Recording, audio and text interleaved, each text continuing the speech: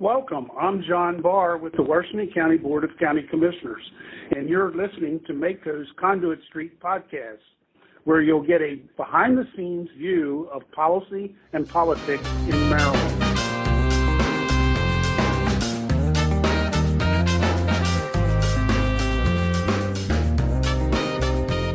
Hello and welcome to the Conduit Street podcast. Kevin Kinnally here with Michael Sanderson. Michael, it is mid-April. I feel like you and I have not been on a podcast of recent. We had our colleagues cover the pod over the past few weeks. I know you and I have been elsewhere on different podcasts and doing different things and really trying to, take stock of session. We've been doing a lot of recaps, a lot of meetings internally, externally, briefing stakeholders. But here we are. We're back in the saddle, and we're going to talk today. We're going to talk a lot about stuff we normally talk about. We're going to talk about the state fiscal plan, how things were left at the end of the session, and get into all that stuff, Michael, all the fun stuff that you and I like to talk about, budget and fiscal stuff. We'll talk about the BRFA, Budget Reconciliation and Financing Act, what the state did and where we are now and looking forward. How does that sound to you? I think it's perfect. So happy to be back. Like I don't know, of our hundreds of episodes of this podcast now, certainly, I don't know, 60% of them have been you and I going through one topic or talking to a guest or something along those lines. And I think it's great that we've got colleagues who want to take up a particular topic, or our colleagues on policy talking through their session perspective. But like you and me going through nuts and bolts and dollars and cents and talking about like the big picture fiscal stuff. This is kind of where we cut our teeth. So I'm down. Yeah. And, I also have to say, hopefully you are recovering from session. Mentally, it was a lot. And I want to just real quickly to talking about session. I think there are two things that stood out to me, Michael, as being particularly draining. Number one was all the stuff in DC, right? All the uncertainty in Washington. The executive orders every single day, the potential of maybe Congress is going to shut down the government. All that was happening at the same time as session. And so I felt like, these are really important things that affect counties and affect Maryland. We know that the budget and the budget conversation and timeline was certainly affected by uncertainty in Congress, but trying to keep up with both.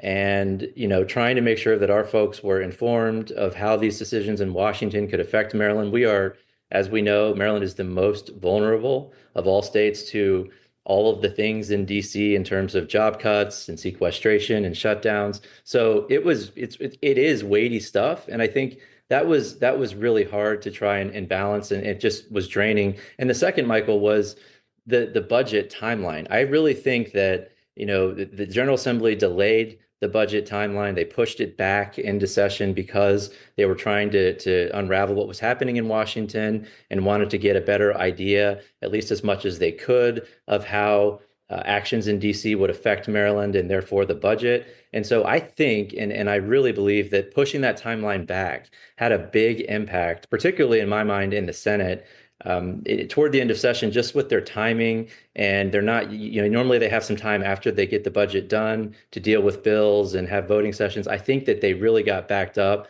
and the timing really affected a lot of things in session, particularly when it came to the budget and how that impacted everything else. And then, of course, Michael, the blueprint was out there. So in my mind, those were two big things. It was just all the uncertainty in DC and, adding that on to all the uncertainty in Maryland and the perilous times that we're in and that we face. And then just the budget being pushed back. I think that just affected timing across, everything in session. Yeah, I'm picking up pretty much everything you're laying down there. I suspect you and I are similar to some degree. You might not be as thorough a compartmentalizer as I am, but I definitely, in the 90-day legislative session, I shift into session mode. And like I'm not reading novels, and I'm not trying to pay attention to federal politics, and I sort of just keep my bandwidth heavy for what's happening in Annapolis and trying to keep up with whatever's going on there. And I figure I'll catch up on the news later. And, my son wants to play chess. My daughter wants to listen to a Nirvana album. And I'm like, okay, maybe I can do this half-heartedly, but I just don't really have the bandwidth to lead a normal life and do a 90-day session.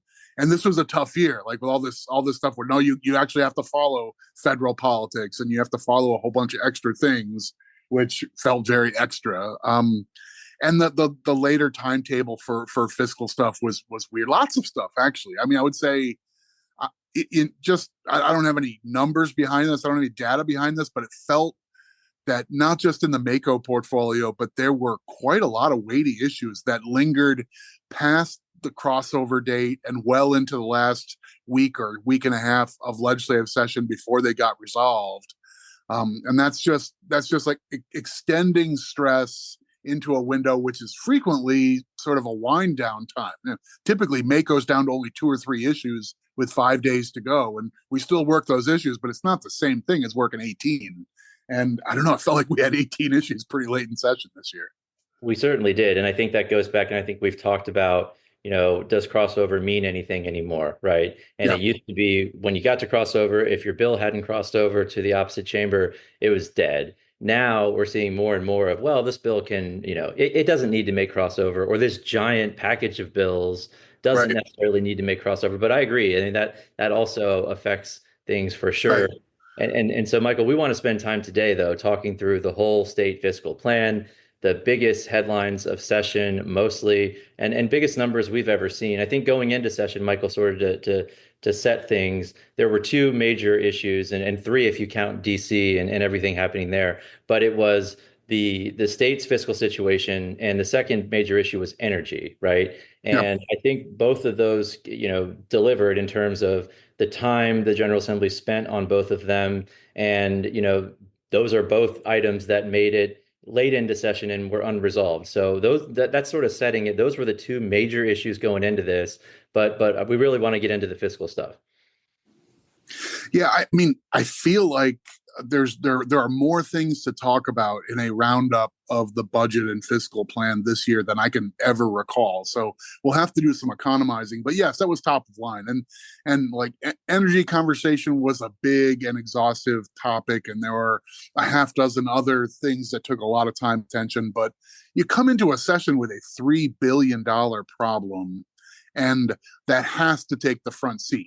That's going to be an environment where that's going to be on your mind with any legislation you're talking about. Oh, we have a great program that's going to require hiring 4 people and a new computer system to run it. Sorry, that bill's dead. We don't have $700,000 to do a neat thing. So that pervades everything in Annapolis. We saw a circumstance where policy committees would have to go to the budget committee and say, hey, this bill has $100,000 fiscal loan, and frequently told, sorry, this environment, we can't do $100,000 fiscal notes because then you'll have 40 of them, and then we have a real problem. So anyway, you did, I thought, a good write-up on our Conduit Street blog to sort of go through the nuts and bolts of what's in the budget and what's in the reconciliation bill, and then what things affect counties, which is probably where we should focus some of our time and attention. So maybe kind of do an abbreviated version of that walkthrough for our listeners on what came out of this that affects dollars and cents, principally for the state. Some of it hits the counties.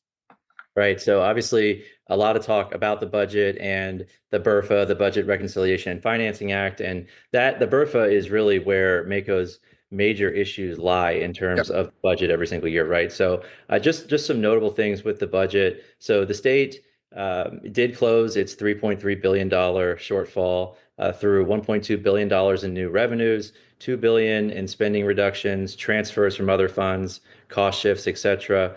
But really, in my mind, rather than confronting the long-term structural problems with sustainable solutions, the budget certainly leans heavy on local governments, cost shifts, things of that nature. So while they do close the gap, at least for the short term, we know there's still a looming gap because of the blueprint and the state starting to have to pay for the blueprint from the general fund in 28. So I think going into 27, things are settled for the most part. They do have a balance, but we also have to remember, Michael, and I think we'll get into this later, this is all assuming that everything stays tepid in Washington, right? And that we don't see massive cost shifts or reductions to aid. So for now, they resolve some short-term stuff, Michael, but we know long-term stuff is looming. I think that's putting it exactly right. So, and like as a structural matter, we know Maryland likes to look at ongoing revenues and ongoing expenses. They've sort of tamed that tiger for the most part, because a number of things they did in this year's process are repeatable and permanent. Some of them we're not happy about, but they've got the issue of the moment resolved, not exclusively with one-time stuff, but yes, there is that looming gap that shows up just a couple of years down the road once the blueprint sort of enters the chat. Right. And so just some notable stuff, Michael. There was in the budget itself a one-time enhancement to the disparity grant formula. So these are poorer counties that don't have the ability to raise revenue through the income tax. Their tax base just isn't there. There's a special formula for these counties. The budget itself did include a one-time $17.1 million enhancement. This is for counties already at the 3.2% maximum local income tax rate. So this enhancement affects Prince George's, Wacomico, Somerset, Dorchester, and Caroline. That's a good thing. There was a cut on the table, a formula-driven cut, and we can talk more about disparity grant later, or maybe even in a different episode. But Michael, the budget also does preserve reserves. It does maintain $2.1 billion in the rainy day fund. We know that's generally a good thing, especially with all the uncertainty out there. The state does fund its formula for the blueprint, although we know that counties are contributing 1.5 billion more in local funding just in 25 alone, fiscal 25 alone. And I think a lot of that does make up for some shortfalls at the state level, but the state does fund its formula in the budget. And so generally they fix some short-term stuff, long-term stuff looming.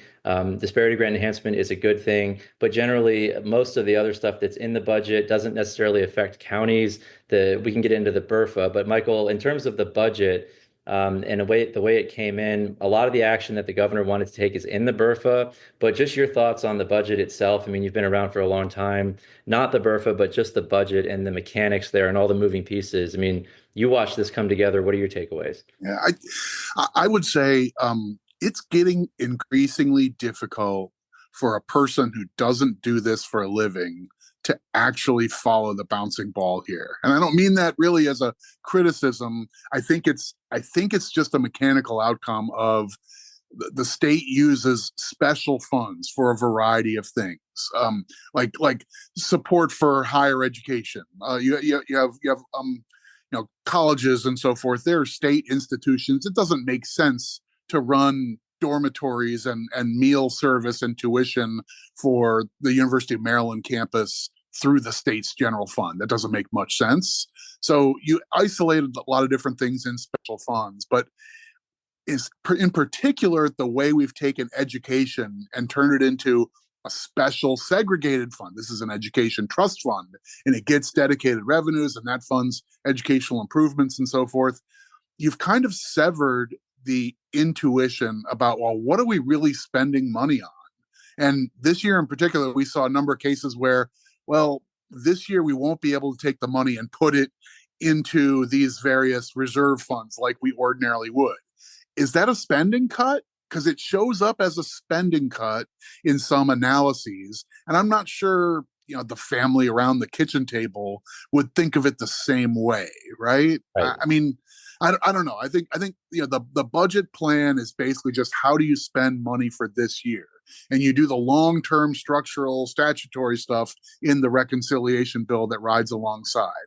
I think you're right. They saw that they needed a patch over with the disparity grant, as the state was asking a lot of some of its poorest jurisdictions, and the disparity grant is supposed to be the tool to help them get there. And this year it looked wholly inadequate for that task. So you paper it over a little bit with a 1-year plan, but that's not a long-term solution.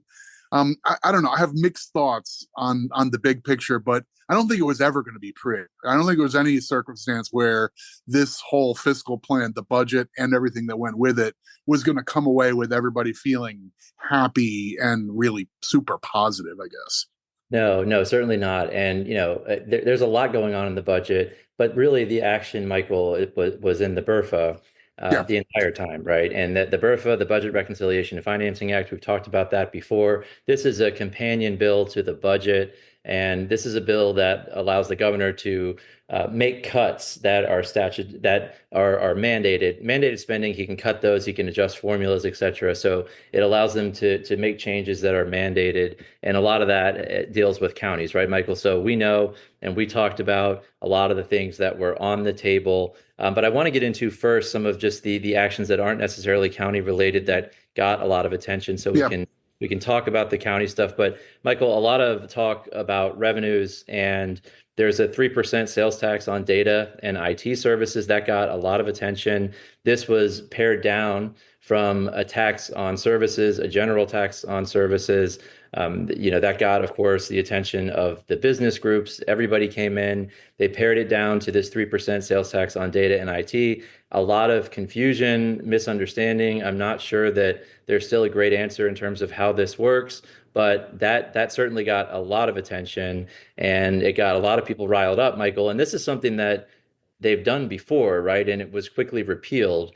And this does bring in a lot of revenue, but I do want to note that this will most likely be litigated, right? And so in your mind, Yeah. and we'll talk about this more in terms of how much revenue it books, but if it does get litigated and if that revenue doesn't necessarily show up, how big of a problem is that when it comes to you're relying on this revenue to balance the budget? Right. The number that the state is booking for just the IT services tax, this new sort of half rate sales tax, not the full 6% that we pay on a pair of shoes, but 3% if you hire a company to do cloud storage for your business, and then you pay a contract to them for $400 every month to do that storage service, you'll pay a 3% tax on that service. That's the kind of stuff that we heard descriptions on the floor in the Senate and the House. That's what this is supposed to be targeting. If they're booking $500 million toward the overall fiscal resolution for a properly administered new tax on these kind of services, if somehow that gets litigated away, that we don't have the right nexus or something like that to be able to apply it, or you just can't compel companies to collect it if they don't have a physical station in the state or whatever, you end up with a big hole in the boat, right? And that in part, that's why you have a $2 billion rainy day fund to say that can patch you over until the next year, and then you figure out what to do. But it's a weakness. But I would say, like, as a matter of policy, I think the thing to note here is this is the state of Maryland saying it's time for the state to look at the revenue structure that we've built, mostly back in the 1950s, 60s, and 70s, and make some judgments about whether it's kept up with the actual Maryland economy.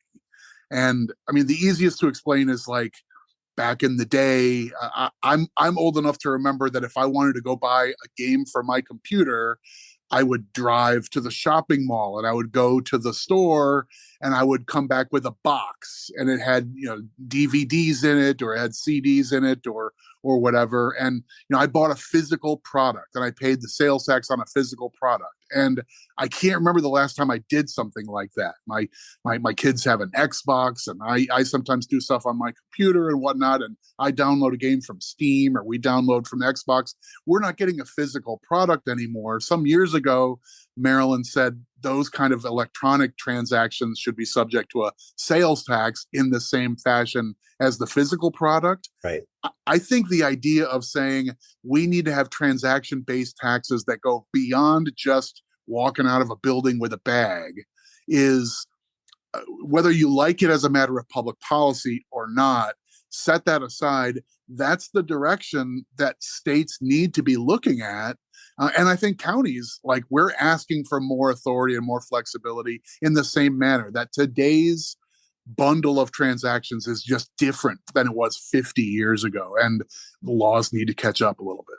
Right. And I think, the argument there is that all those years ago, your IT services, you had somebody come in and do that, and it was a transaction in person. Now a lot of that's done online. Same thing with data storage and Right. stuff, right? So the argument makes sense. Although, again, I feel like this is one that will get litigated. It'll get a lot of attention, but that was a big part of this plan. Michael, there's also a new capital gains surcharge, 2%, that gets split up between the general fund and the blueprint fund. I think this one, pretty I don't think this comes as any surprise. This is something that the governor wanted to do. The General Assembly agreed. We also have some personal income tax changes, Michael, new top brackets, standard deduction increase, itemized deductions are phased out for higher earners. And Michael, on that note, the itemized deduction, that also was a big piece of the conversation. The governor had proposed to just eliminate itemized deductions altogether. That would have decoupled Maryland essentially from the feds on income tax. And that would have,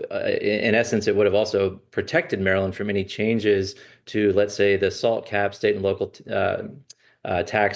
taxes in Maryland. That's a big deal. Maryland is a high local state and local tax burden state. So if the feds decided to raise that cap, that would hurt the coffers here in Maryland at the state and local level. So decoupling from the feds there would protect Maryland from any changes there up or down. But the General Assembly, I think, was persuaded that this could affect charitable donations, and that's a big thing here in Maryland. It would have affected donations at churches and things like that. So they didn't necessarily eliminate itemized deductions, but they do phase them out for higher earners. So Michael, that was a big piece of this, a lot of back and forth, a lot of it, how would it affect counties individually? At the end of the day, mostly a wash. There is an increase, but most of it is concentrated in one or two counties in terms of how this whole income tax plan affects county governments. But your takeaways there? No, I think that summary is pretty good. That the policy debate about whether your ability to write off an expense should follow through to your final tax form is like a pretty rich policy debate. I mean, a lot of this is just driven by the math. We need money to pay for services that we think are essential and so forth. But like there's a pretty robust policy question around the idea of should everybody lose their itemization or just higher earners or just the very top tier or something like that. And like I don't know. I mean, I find that stuff interesting. That's probably its own hour-long conversation about the wisdom of those sorts of policies. We ended up in the shallower end of the pool after the governor's original proposal was basically to dive headfirst and say no more itemization. And there's nuts and bolts arguments why that would have made sense for Maryland, but I think the other side prevailed, and I kind of understand why. It's a sensitive topic. So, Michael, I think the number that is floating around is what 94% of Marylanders get a tax cut or pay no more in taxes. I think that's the number floating around. Yeah, I've heard that 94% of income taxpayers, or maybe Maryland households or families. I don't know exactly what the numerator and denominator are of that 94% number, but I've heard that around town that you're either break even or do better. By bumping up the standard deduction, which an awful lot of people pay, or an awful lot of people claim on their income taxes at the state level. That number got a little more generous. And so a fair number of people, just by virtue of having a larger standard deduction, have lower income taxes and get a break of $50 or something along those lines. So a lot of folks will be a little bit better off on income taxes. And then it's hard to lay out the effects of all the odds and ends things that are also part of this whole fiscal plan. Right. And then, of course, you get to more of the obvious stuff when you need revenue, excise taxes. So cannabis tax, that's going to go from 9 to 12%. Originally, they had proposed doing that over 2 years, but that's going to happen immediately. And then you're going to tax sports wagering. That goes from 15 to 20%. Michael, we also see additional adjustments to sales tax exemptions and credits, including vending machines and specified production costs. So a package there. You also a highly controversial a tire tax, Michael, that came up, and actually with that one, I believe that there was an amendment in the Senate to send all of that money only to roads, but then the House stripped that amendment.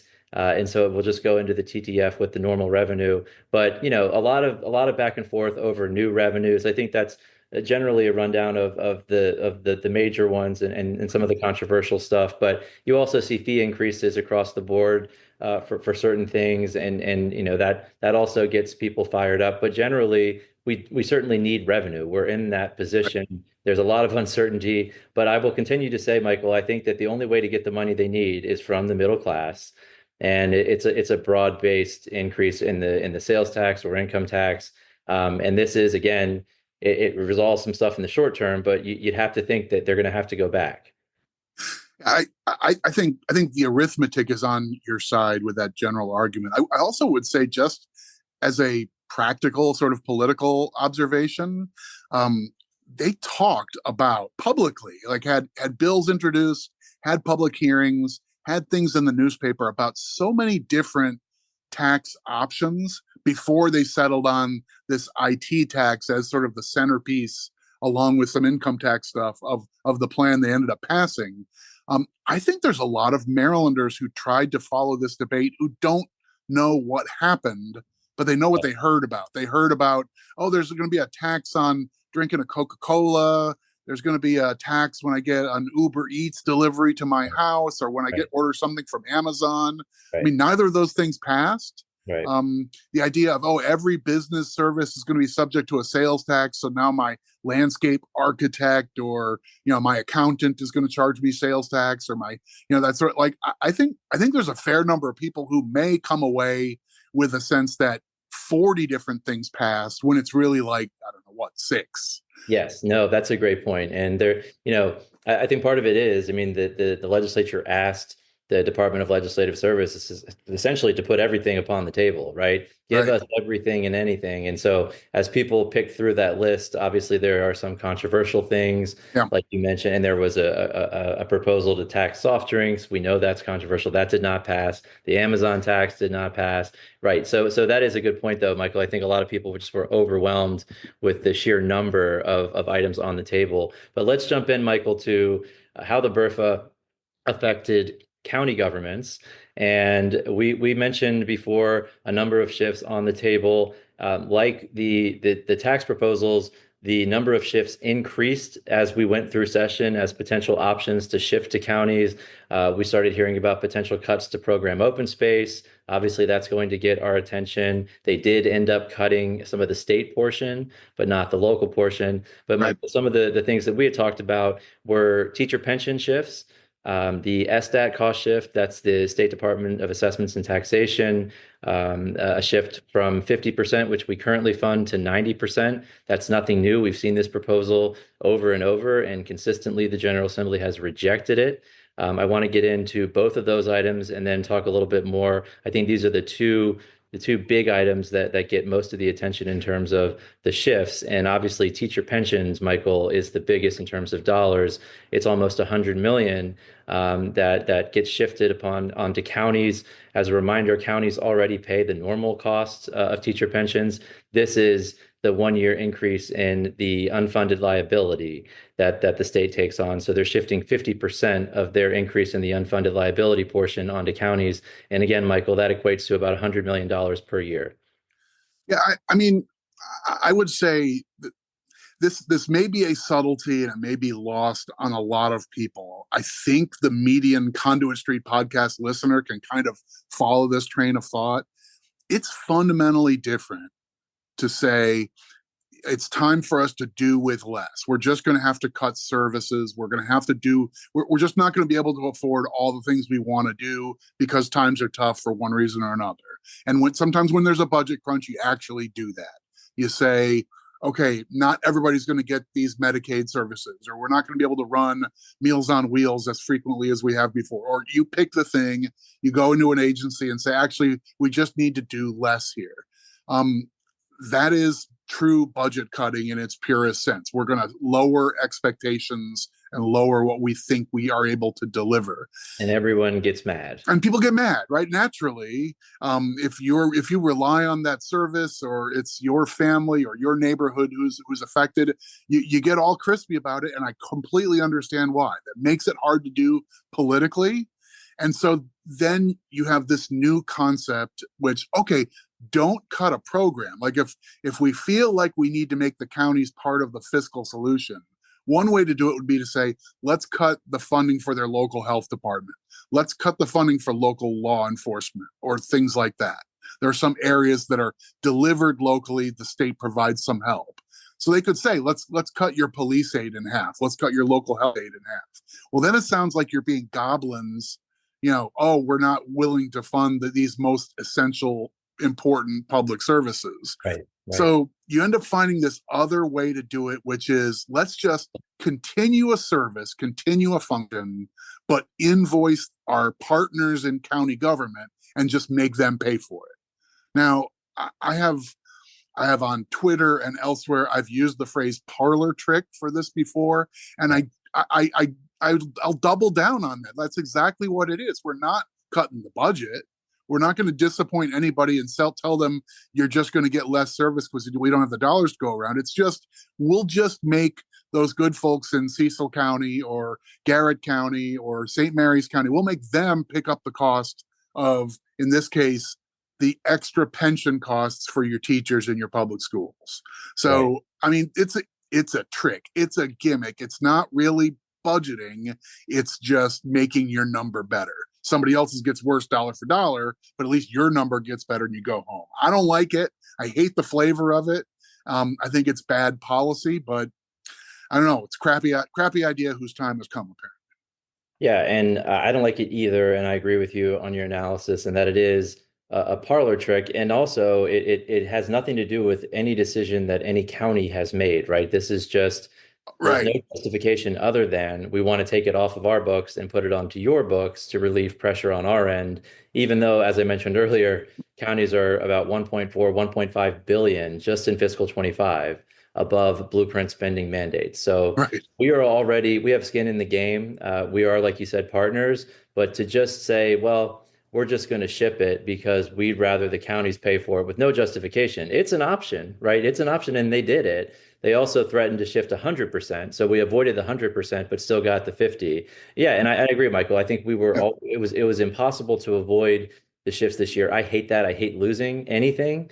And so this is, again, these are ideas that we've seen, particularly SDAT, and we'll talk about that. But it was inevitable, I think. I mean, one legislator came to me at the end of session and said, well, look, it's this or DDA, right? Do you think that SDAT and asking you to pick up the cost for assessments, is it more important that we don't do that and that we just cut developmentally disabled funding? And look, I think it's a hard job that they have, and I understand what that legislator was trying to say. But again, I hate losing, and I hate especially when there's no justification asking counties to pick up costs when we're already again, we already have significant skin in the game. We are already doing things that, the state is asking us to do. We're doing more than we need to do, and we're picking up a lot of the state's costs. So in my opinion, it's a tough spot, but it was unavoidable, right?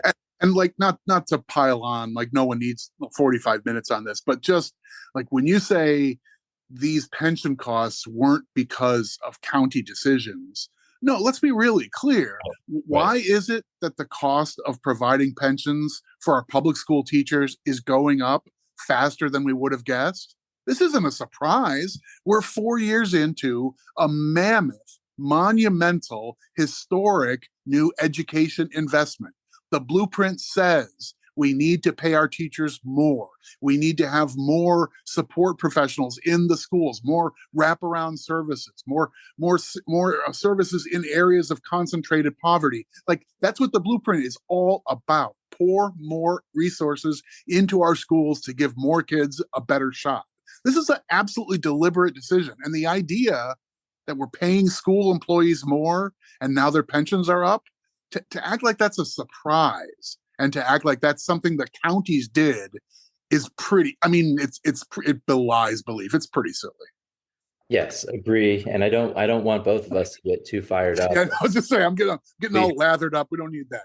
Yeah, I'm trying to, I've been this way and I'm trying to come down from it. But the other thing, the SDAT shift, right? And this is, $21 million spread across the state. It's not the biggest fiscal burden, but Michael, I hate it.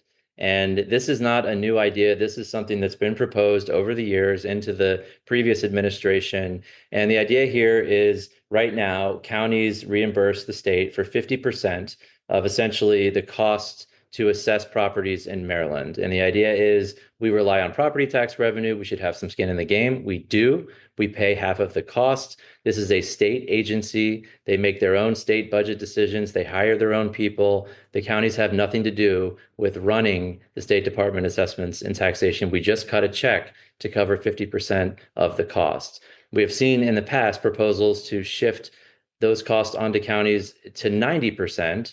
And we saw that again this year. And this was the year the General Assembly decided to take the shift and actually shift onto counties 90% now of SSTAT's operations. And again, this is a $21 million shift. But the bigger issue for me, Michael, is that counties are being asked to pay the lion's share, 90% of the cost of a state department for which we have no control, no input for. We were not at the table for any of their budget decisions or personnel decisions. They just make all the decisions and we cover the costs. I think it's terrible policy.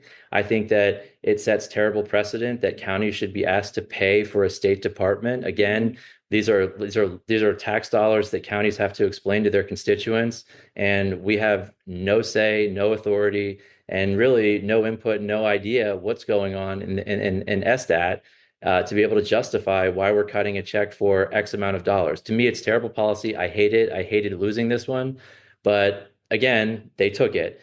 The Department of Legislative Services, it's also important to note from my mind, they have consistently recommended against doing this for all the reasons I just noted. Right. It's bad policy. And the final thing, Michael, and I hate to harp on it, but it's always hard to make this argument. I know we've talked about it before. You don't want the fox guarding the hen house. We see this in other states where when the counties pay for the assessments and they kind of run the show, all of a sudden they have the authority to ask their assessors to go out and generate more revenue, bump up the assessments. We don't have that in Maryland because we have a centralized structure. And I don't think the state should be doing anything to jeopardize that for pennies on the dollar in terms of what their budget problem is. So it was really disappointing to see that go through and this be the year that they decided, to pass a really, in my mind, terrible policy. Right.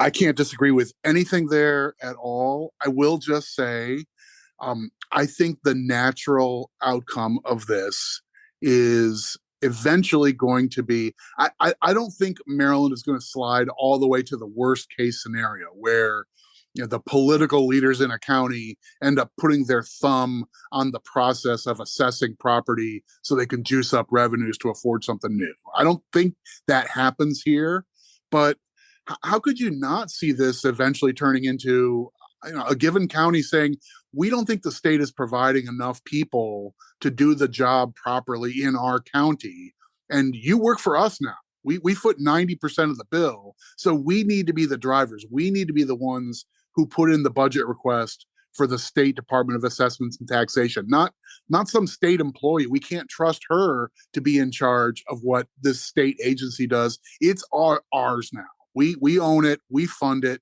and so we should be guiding it. So I don't know, like it's just a matter of time until we put on the table something, and we'll be within our rights to put on the table something like there should be a board of directors or a governing body, a council or something like that, where there's closer collaboration with local governments. And if the counties need or want something out of this state agency, we should be able to get it because we're paying for almost the whole thing.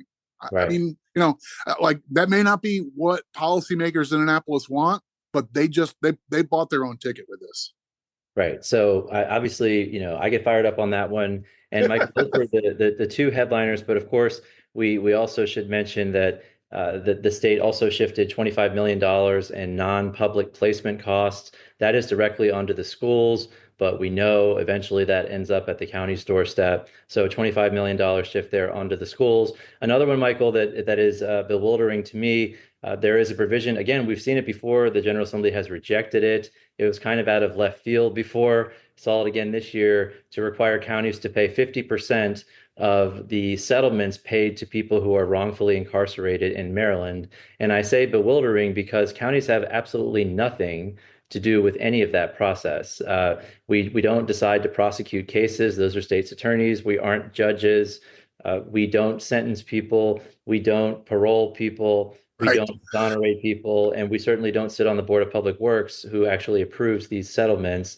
But again, they decided to shift 50% of those costs onto counties. Again, I don't think that's a giant number, and we have no way of knowing how much that would cost or where it would come from. But that's another one to me that's just kind of out of left field. Yeah, I mean, we heard a quick explanation from a staff member, basically saying, well, the logic here is that the prosecuting attorneys in Maryland, they're the state's attorney. The state's attorney is a county employee. And so shifting this cost half onto the county where the case originated makes sense on policy grounds there. I think that's missing a relatively important element. This isn't like our director of rec and parks, who the county government vets and hires and oversees. The state's attorneys are elected by the people. They're constitutional officers in this state. That's a really big difference. So this is just an expedient thing, and who knows how this works, right? I mean, you're close to our leaders in budget and finance at the county level. We're going to be at their conference coming up with the government finance officers and so forth. But one of the conversations there is going to be, how do I budget this? Like if given February, the Board of Public Works says, okay, here's a $4 million settlement with somebody who we think was unjustly incarcerated. Now we're going to send an invoice for $2 million to Carroll County government. Right. And then how were they supposed to like put $2 million in their budget every year in case this happens? It's bananas. Like this is just a really weird way to run the railroad. And they didn't balance the budget on this. It's not like this is a $150 million item they absolutely needed to do. They just included it, and I'm appalled. Yeah, it's a strange one, and I think we'll have more to say about it maybe next session. But Michael, just to kind of close this out, the BRFA, the budget, they do eliminate a $419 million appropriation of the fiscal 24 surplus. They repeal several statutory mandates, set-asides for OPEB and IT modernization. They defer or reduce selected program mandates such as promise scholarships, tree granting plans, and Michael, the big one, transfers $812 million, right? So that's a huge piece of this across special and dedicated funds, which you mentioned earlier, including rainy day fund, blueprint fund, environmental accounts. So a lot of this is transfers. We've heard about transfers coming out of the local income tax reserve account, all these fund swaps, shifts, et cetera. That's a big piece of the quote balancing for the short term here. But another big piece of the budget, and not necessarily, it's not in the budget, but it is a massive piece of the budget plan, is the blueprint. And Michael, and that there were several bills on the blueprint, but there was one bill that really, the back and forth about, what would happen here in terms of how we would coordinate with this idea that teachers should have more time for collaborative planning, and that they would have their own time to do planning and work with colleagues, et cetera, time outside of the classroom. The governor had an idea, Michael, the General Assembly pushed back a bit. Where did that end up? Because it certainly affects the budget short term and especially in the long term. All right. So I think the one thing I'll start with is I think we want to explore this in some more detail, because the back and forth about what's going to go on with the blueprint is a pretty big topic. It's really important for counties, and it's probably worth its own episode. So let's get our colleague Sarah, and maybe another stakeholder who is really connected to all this stuff, and let's dig into this more deeply. For the moment, like the top line takeaway is, in the bill that made some tweaks to the blueprint plan, there's no fiscal effect for this coming budget year. So the governor's original idea would have paused some elements of the overall plan, both in policy and in funding, starting with this coming year. And it would have meant a little bit less in dollars and a little bit less in mandates for the school system starting in FY26 and for a few years afterwards. You mentioned that collaborative time idea. That was the centerpiece of the governor's idea. He sort of uncorked that at the MACO conference in December as the number was getting huge, but basically made the pitch for that, and then presented a bill to do so. As you said, this kind of there was pushback from the General Assembly. What they ended up doing was a shorter pause on the collaborative time. Doesn't start this year. It starts in FY27. It's only for a couple of years. And then they're pausing the mandate on the collaborative time goals and objectives within the school system for a 3-year period. So there's a few more things to reconcile there. It's a shorter pause. But one of the important takeaways is that the House of Delegates in particular started out by saying, no way, the blueprint's totally off the table. By the end of the session, there ended up being a compromise where they're gonna slow a piece of the blueprint down in a year, in 1 year out. So It's a middle ground, but as far as like if you're a budget practitioner in the county and you're thinking, wait, do I need to wait for a whole new sheet of paper on what our funding obligation is? No, the draft that you had back from January is still effectively accurate, unless your population numbers have changed. So they made some middle ground changes on school funding and expectations, and I think we can dig into that stuff later in its own episode. It's worth an hour probably. Right. So certainly more of a simmer than a boil this year, Yeah, I but like that. the pot is still on the stove for sure. And again, counties are already funding 1.5 billion with the B. You can get the sense that I like putting this out there above their required local share for just fiscal 25. So anything about fair funding falls apart when you look at the receipts. So I think this broader conversation about the blueprint will continue, Michael. But what is this about an audit, Michael? And there's a lot of talk about that as well. And I don't want to harp too much on this, but that also kind of framed the conversation. I think you and I and some colleagues maybe were listening to the floor, and we heard that just as sort of a passing comment, and that got our attention and led us to dig in a bit. And now that I think that's going to be a big talking point for the next session if I were a betting person. Yeah, if either you or I were a betting person, we'd probably have some money on this. How about that? Yeah, but Yes. purely hypothetical. I would say we did hear discussion this session that the blueprint already came with some accountability measures. We know they created an implementation board that's supposed to look at how the money's being spent, and they've staffed up that body. They brought one of the minds behind the staff level minds behind the blueprint. Rachel Heiss is now the director at that board. So like the idea of more accountability and oversight over the Kerwin plan, which has become the blueprint, than there was over the Thornton plan that preceded it, was a feature of this plan, not a bug. And one of those elements was to have an evaluation of how things are going and how do things look in terms of outcomes. And you do that sort of late next calendar year. So we had some resistance to making wholesale changes to the blueprint by running up the flag and say, we already have this analysis or audit. That sounds like a more, that sounds like the people are actually wearing green eye shades and, running capes and so forth. But we're going to have an audit just a little more than a year from now to look at where we are. We're several years deep into the program. What do we need to adjust? What's getting the job done? Where do we need to do more or whatever?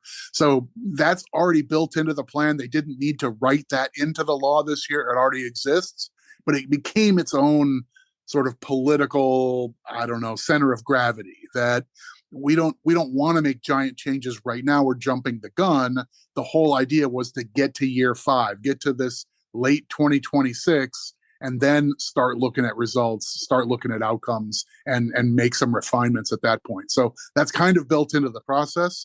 As it turns out, late 2026 turns out to be right after this next election, which might be coincidence or it might be expedience. Very interesting, but I think that will be a part of the debate, and certainly it'll be a talking point for, I think, the next session. Michael, we know the state is also feeling a lot of pressure because of lawsuits filed against the state by victims of abuse from years ago. This was not necessarily the biggest line item in the budget, but certainly a part of the conversation and very, very emotional bill hearing. Yes, this issue generally, very just drenched with emotion and heartstrings all around, and trying to find a path through it was tricky. It took till the very final day or two of the legislative session to get this ironed out. But a few years ago, Maryland basically rewrote its statute of limitations law and said there seemed to be circumstances where somebody was abused sexually as a child, and our laws had given that person a window of time starting when they reached the age of majority, either 18 or 21. This isn't an area I'm super deep on, but we basically said you get a window of time not from the incident, but from when you become a grown adult. And then after that window of time, like a lot of crimes, there's a statute of limitations, and you can no longer say, hey, this thing happened 18 years ago. I want to talk about it. I want to file a suit. I want to do something. So the state basically said, for this class of cases, let's wipe out the statute of limitations. Let's create a window so people can still receive justice, even if it took them a long time to come to terms with what happened and to be public about it. And that's what makes these cases different. Suddenly, the state is sitting on what feels and looks like a large class action suit with not dozens, but hundreds and hundreds of claimants and potential plaintiffs. And the simple arithmetic of these cases gets quickly into the billions of dollars, which I'm not sure anybody saw coming. So on the one hand, and I think most of us would instinctively say someone who's been wronged deserves their day in court and deserves their opportunity to receive justice and compensation. But at the same time, the state's in this fiscal predicament trying to find ways to support all these services. They wanted to pass a bill saying, okay, going forward, the limit on how much you can collect for a case needs to be a more reasonable number than we had set off with to begin with. So they passed a bill to create a new, basically a cap on how much those claims can be for per case. But this is still an open issue with a big question mark. And as you mentioned, numbers that start with a B, not an M. This isn't $100 million issue. This is maybe a $17 billion issue. So a big deal out there that even though this is about justice and policy, when it translates into numbers that big, it can't help but cast a shadow over the budget process and the long-term plan. Yeah, I think that's a great explanation. And I think with that explanation, you can understand why this was super controversial and emotional. Tough. And it's one of those issues that starts as a legal and a moral debate. And now it's a major fiscal one too. And like you said, Michael, when you're talking about potential liabilities in the billions, it stops being hypothetical real fast. So it's definitely one of the biggest wild cards for the state's long-term balance sheet. And speaking of wild cards, Michael, I guess we have to talk about all the fiscal uncertainty arising from the federal government actions. And we could also spend, I don't know, 2, 3, 4, 8 episodes just on this and what has happened since the new administration came in and the new Congress came in. There's just a ton going on and all kinds of things being litigated. It's hard to keep up, Michael, but you wrote a blog item this week on Medicaid funding, and we know that's been a very contentious and major topic in terms of how congressional actions will affect Medicaid spending and funding for states. Can you bottom line that for us here, Michael, as much as you can, and kind of highlight what you wrote about and why that's such a big deal for Maryland? Yeah, I'll do my best to compress it. I was interested in getting some third party to do some arithmetic on what a federal cut to Medicaid could look like for the state of Maryland, and I found a report that does a pretty decent job. And like you can follow the bouncing ball here reasonably well, I think. Right now, the Congress is moving sort of like these broad brush statements about what a future federal fiscal plan might look like and what they want to accomplish in a 10-year plan. And then the details will later follow. But one element of that is they're booking $880 billion over 10 years. The feds love using a 10-year scorecard. We almost always talk in Maryland about 1-year effects, like this is a $100 million item we mean for 1 year. The feds are really big into, you take 10 years worth of effect and you add it all together and you come up with the final nominal total. So 880 billion over 10 years, nominally that's 88 billion a year. So if one representative year would be an $88 billion cut, that's to basically a committee in the House Appropriations complex that does health policy, but it's all but pointing toward Medicaid. Medicaid is health insurance for people who need help from the government. It's a lot of people with low income. It's some people who have disabilities. It's a number of people who have low income in later years and rely on Medicaid to support assisted living and so forth. But it's medical services for relatively poor people. Medicaid is, generally speaking, a 50-50 match between the feds and the state. So the state build their program, and then the federal government matches half the cost in most different areas. There's a zillion asterisks and a lot of what have yous and so forth, but that's the general framework. If the feds want to cut $88 billion a year out of Medicaid, we usually start with federal issues becoming 2% Maryland issues. We have a little more than 6 million people in Maryland. There's 330 million or so in the US. A pretty good rule of thumb is, a dollar of effect at the state level turns into 2 cents of effect at the Maryland level. So if we were 2% of the Medicaid universe, we'd be closing in on 2 billion per year.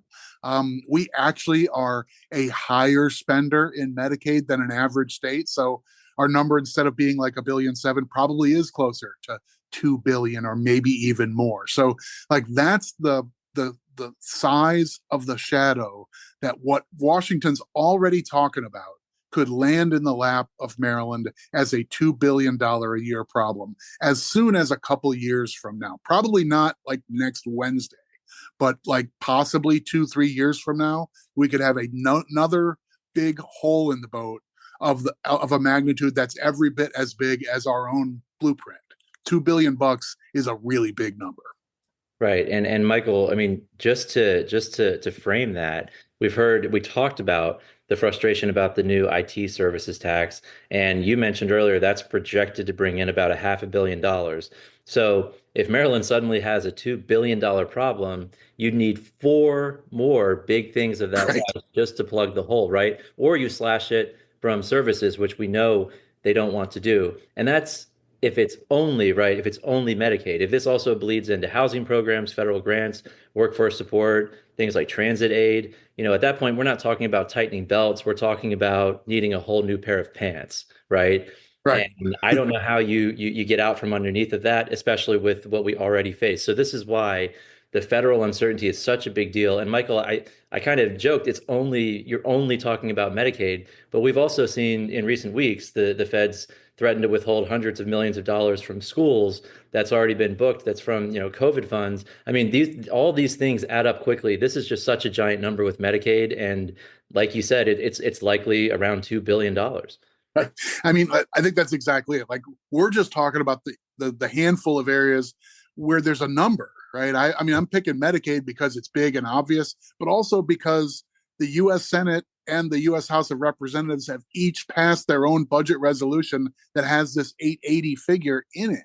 So I'm just Right. working with their numbers, but we don't have any idea what the next thing will be. We know federal agencies are watching their workforce and they're getting a visit from the government efficiency team and talking about why do you have this program? Why do you have these employees and so forth? We're seeing potential layoffs, reevaluation and canceling grant programs, just general federal agency spending and so forth. Even like the idea of should the federal government help when you have an earthquake or when you have a tornado or when you have a hurricane or a massive emergency.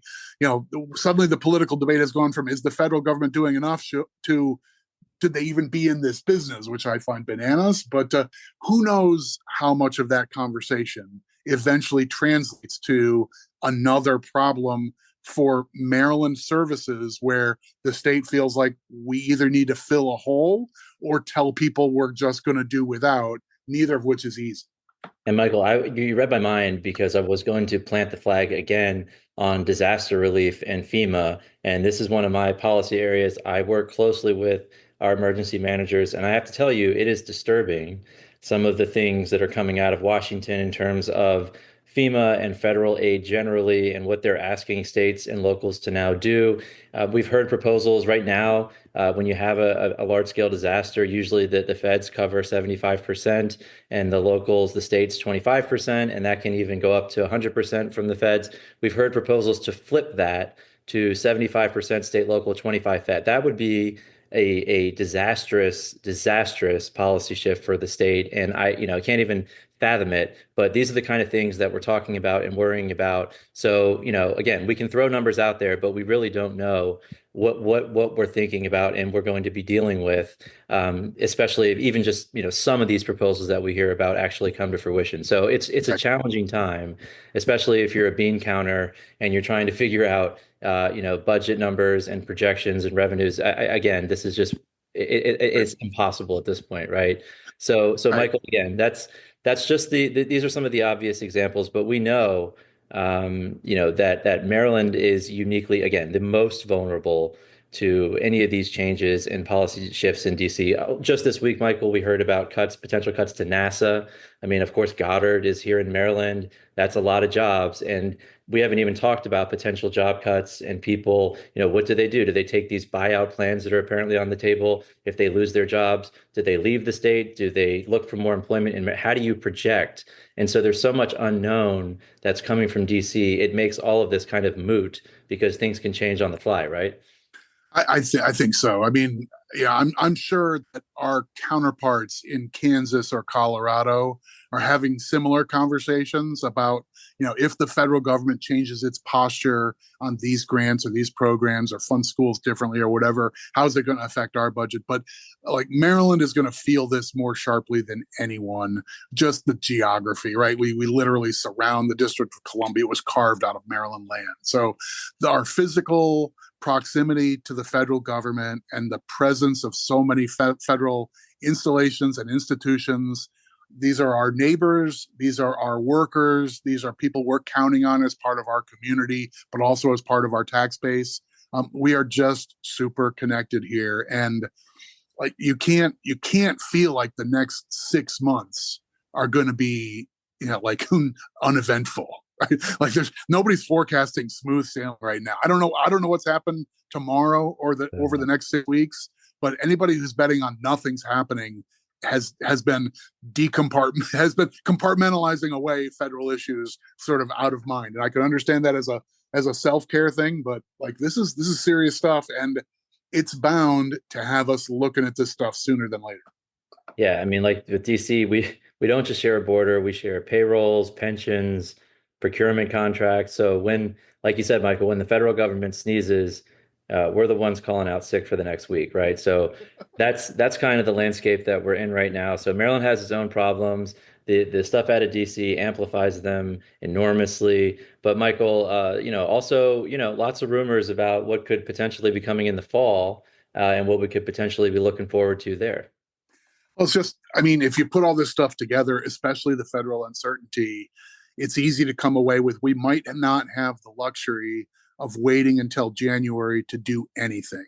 Our Board of Public Works in Maryland has the ability to do some budget cutting, but that's all they can really do. They can cut. They can't do all the things that a full General Assembly action and changing state law and statute and so forth could accomplish. So whispers around town that we might not be done with the longer term fiscal issues, and that stuff might need some attention later this calendar year. See what the next few months bring from Washington.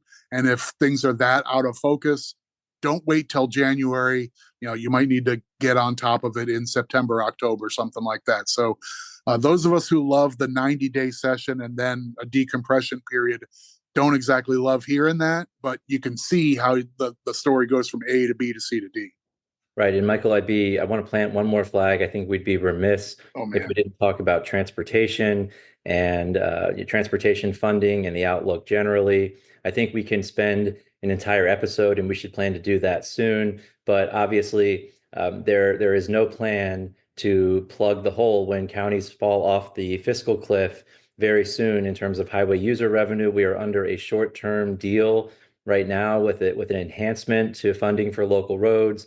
Of course, that expires. And so, when you look at the transportation budget, I think you need to account for the fact that there is no plan to plug that giant hole, hundreds of millions of dollars that would right now just be taken off the table in terms of money going to local roads. They would just have to completely gut the highway user funding in terms of where it is right now. So we're going to talk more about that in the future. Transit, potential ideas for regional authorities, all that stuff. I think we can spend some time in the episodes ahead, but I didn't want to just leave that out of this conversation. You were afraid we didn't have enough things to be nervous and concerned about. We keep throwing some more coal on the fire. Okay, I'm in for that. Yes, so that's always fun to think about too, and it keeps us busy. That's for sure, Michael. That's for sure. No doubt about it. That was the flavor of this session. No matter what subject areas your organization, your stakeholder is interested in, there was a lot going on this year. We're still in decompression mode, but hey, when the signal calls, we'll be ready to slide down the pole and saddle up. So we're ready. we have some deliverables in terms of digging into some more of these issues as standalone episodes. We will certainly do that. I think we can leave it here for today. Michael, it was good being back, talking about fiscal issues, kind of jumping back into things and breaking it all down. Likewise, enjoyed it. All right, so we'll leave it there. Always, if you enjoy the episode, please go ahead and subscribe. That way, all of these episodes will be sent directly to the device of your choice. You can also follow along on social media, Facebook, Twitter. And then, of course, you should be reading the Conduit Street blog. We will include in the episode notes links to all of our session recaps. We break those down by policy area, so you'll be able to access all of that stuff in the show notes. As always, we appreciate our esteemed producer, Chantel Malcolm Lim. She keeps the train on the tracks for us. But for Michael Sanderson, this is Kevin Kinnally signing off. We're going to talk to you soon next week, and I look forward to digging into some of these policy issues as standalones. We'll talk to you soon.